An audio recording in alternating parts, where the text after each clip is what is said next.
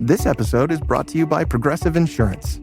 Fiscally responsible, financial geniuses, monetary magicians. These are things people say about drivers who switch their car insurance to Progressive and save hundreds. Visit Progressive.com to see if you could save. Progressive Casualty Insurance Company and Affiliates. Potential savings will vary, not available in all states or situations. Sunday morning. With us today is Bill Ackman, and he is the chief executive of Pershing Square Capital Management, one of the largest ones in the United States, and one smart guy and one good friend.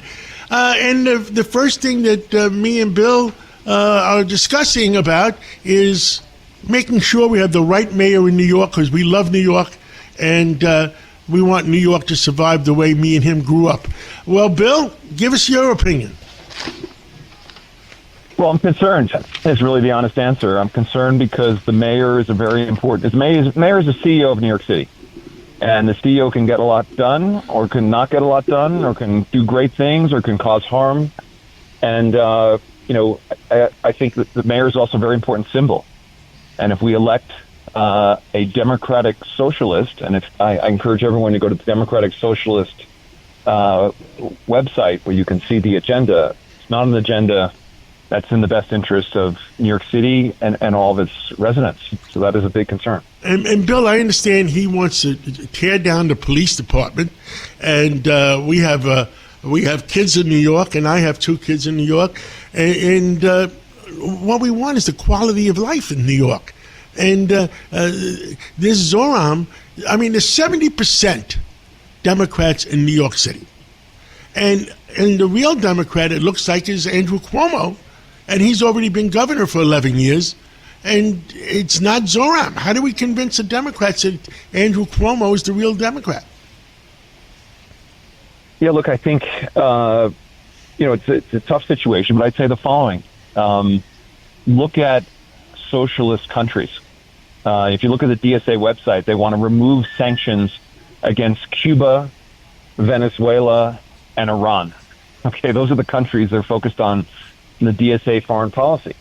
Those countries you'd want to live in? Are those countries cities, places where you want to raise a family? And I think absolutely not. And if you look at Adami's, track record to the president, and by the way, there's not much of a track record. One of the other important criteria for someone to be a mayor of a city is it's a management job. You're managing a massive budget, $100 billion plus budget, and he has no management experience. And so you have a 34-year-old guy, nothing against young people, but if you'd spent 10 years running an important business or building a company or having experience hiring and firing and recruiting talent and all the things you need to do when you run a business, you would at least have the experience. But number one, he doesn't have the experience. Number two, if you look at his public statements, the videos that have come out, his posts that are still up on Twitter about, defunding the police and making it absolutely clear that's something that he wants to do, which of course he's now, because it's a threat to his election, he sort of denies that. He's not come out and said he's supporting Jessica Tisch. They're sort of leaking that maybe he might, but I think it's extremely unlikely that he will. He's talking about, closing Rikers in 2 years.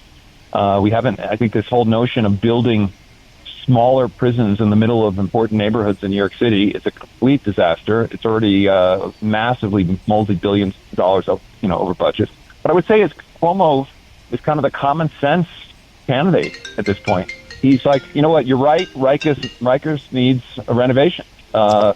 We need to make some investment in Rikers Island, but we don't.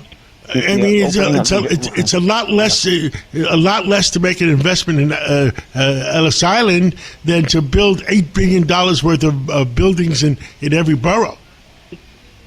100%. And then, he doesn't understand, that you're in the supermarket business. It's not an easy business. It's a very low margin business. The notion that we're going to open up New York City operated supermarkets and somehow that's going to create lower cost food for people in New York City, or there's going to be a rent freeze. Number one, the only rents that are controlled, so to speak, are 25% of the rental housing stock in New York. And anyone who has a rent stabilized apartment is in a much better position than someone with a free market apartment. But again, what's happened, if you look at de Blasio, he froze the rents, and you had landlords. And by the way, there are a lot of small landlords that own 3 units, 4 units, 20 units, et cetera, and they can't make the math work. Yes. They can't afford to renovate units. They pull their units off the market. There's something like 50,000 units that are off the market because the landlord doesn't have it. So if you want to reduce, here's what they got to say: what he's right and what he's wrong. He is correct that New York City is not as affordable. It's not affordable for many people. He's right, but the solution isn't freezing rents. The solution is building new apartments, building new affordable housing. And again, here you have Cuomo. One of his better runs was at the head of HUD, and they built many tens of thousands, hundreds of thousands. I don't even know the precise number of affordable units. He's a friend. He's business friendly. And I think the other really important thing about Cuomo is he didn't have a perfect governorship. He did a lot of things right. He did some things wrong. And he learned a lot of lessons.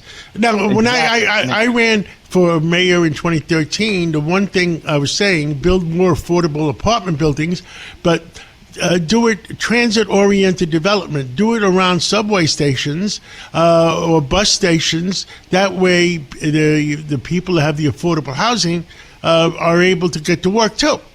The other revelation that came in during the debate the other night, and I attended the debate at WABC and helped moderate it at WABC, and was the fact that 80%, the Assemblyman Zoram, 80% of the votes he did not show up in.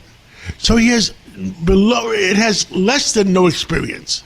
He never was there for voting. He has no clue. All he is a cartoon artist on TikTok. And so look, the guy is articulate. I'll give him this. Okay, yes. He's articulate. Okay, he smiles more than any person I've ever met. Yes. Okay. And no, he is a smart guy. He went to Bronx Science High School, and he is a smart guy. Yeah. Yeah. But he's but not. By the way, there are a lot of smart people that have caused enormous harm in the world. Yeah. The other thing I wanted to mention, because we have another minute or so left, is when me and you had dinner with the president on Tuesday night, he had a lot of revelations that and you're in the financial business, so we need your analysis. He told us that $17 trillion in new industries coming to the United States. Now, how is that figured in the Fed balance sheet or the budget for the United States? It's not figured in yet because it's still coming. So, I mean, if everything goes the way it's supposed to go, we're going to have the best economy of ever over the next couple of years. Yes, I'd say the following. So, number one, he talked about $17 trillion of investment coming into the country. And what that does for us is it means, more factories, more businesses, more jobs, more construction, more tax revenues. None of it appears on the balance sheet of the United States government, but it means more, number one, revenues coming into the government from taxes, more jobs, more people, more income, right? And then obviously the people who receive the income pay taxes. So it's like, it's a incredible good for America outcome. And what he said was, and I haven't checked the numbers, but he said that during the Biden administration, less than $1 trillion of foreign direct investment in the United States, and he's already made deals, he said, of $17 trillion.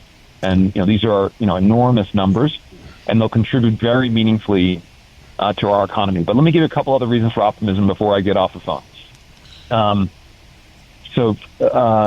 Number one, you have the most pro-business president we've ever had in the country, and that is, business is fundamentally a confidence game. And if business leaders are confident, they make investments. Again, this is one of my concerns for having a socialist mayor of New York. He's not going to inspire confidence among the business community. He's going to scare the business community because he's talked about seizing the means of production. But at the presidential level, you have a president that loves business, is a businessman himself, and that encourages CEOs to make investments, to acquire companies, to hire people, and that's very good for the economy. So that's the halo. And in terms of specifics, we have, infrastructure bill from the previous administration is actually only now shovels are starting to go into the ground. You have this massive AI investment where companies are literally spending hundreds of billions of dollars to build these data centers. That's a lot of construction jobs, a lot of enormous investment, land acquisition, et cetera, real estate taxes coming into communities all around the country, plus, of course, AI. And AI is going to be one of the most transformational technologies we've ever had. It's going to improve productivity. It's going to help us with scientific discoveries. It's going to help us reduce healthcare costs. It's going to have a very powerful effect on the country. You've had this big, beautiful tax bill that the president put through, which is going to give 100% depreciation for investment. That's an enormous catalyst. But again, we haven't seen. It takes time from the time a bill is made law to when people actually start buying airplanes and buying cars and making the investments and taking advantage of depreciations that are being afforded to business. That's going to be a catalyst for jobs. I think I could go on and on, but the latest thing is deregulation. The Treasury Secretary and the President are focused on removing the unnecessary regulations that are interfering with small businesses' ability to open and operate, big businesses, medium-sized companies. The banking system has been under really a horrendous degree of unnecessary regulation that's really made it more difficult for people to get loans. Yes. This is all happening in a backdrop where interest rates are coming down more. Interest rates have to come down, and Powell has to go. We got to get it. And he asked us our thoughts about it.